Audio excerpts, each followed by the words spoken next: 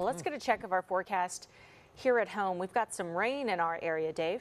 Yeah, we do. Some of you, some pretty hefty downpours. Fortunately, these bands of rain are moving in, but look how ominous the sky is here from Hoover High Regency camera here after some pretty good downpours came through Hoover a little while ago. Temperatures down to 81 degrees right now in Hoover, but the bigger story is how much humidity is in the air. Dew points are currently sitting in the 70s across the area. Dew point 76 right now in Hoover, and that just tells you there's a lot of moisture in the air when you start seeing those dew point numbers that high. A live look at Gadsden as well, too. Had some rain early, a little break at the moment. 77 there, dew point 77. You can see a little fog developing when your temperature and dew point meet with some calm winds and light winds. You can get a little fog. We see a little bit there as well. Now, for the heavy rain threat to continue through Wednesday, these waves of heavy rain coming in could produce some isolated flash flooding concerns for us. You want to avoid any kind of flooded roadways and watch those streams and creeks as they begin to rise. We have a band of rain to the south of Clanton, another one here from Tuscaloosa to Gardendale, and a weaker one as you go up toward the Coleman area now. And you can see here, kind of zooming in on this one as it works its way north of Gardendale toward Kimberly and Warrior now,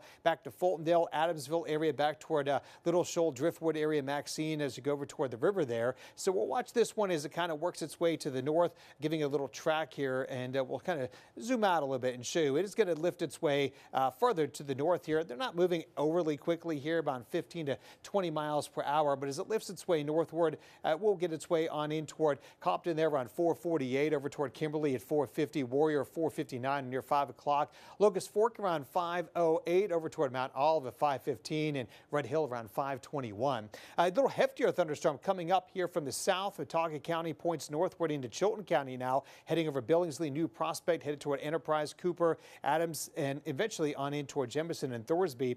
This band of rain is going to produce quite a bit of some heavy rain. You can see here as it lifts its way northward, also around 20 miles per hour here, and it does take its way up toward Ryderville, Enterprise just before 450, Adams around 455, Fairview around 458, over toward Verbena right around 5 o'clock for you. Peach Park area there coming in around 504, and Clanton around 509. So we're going to watch that one moving northward.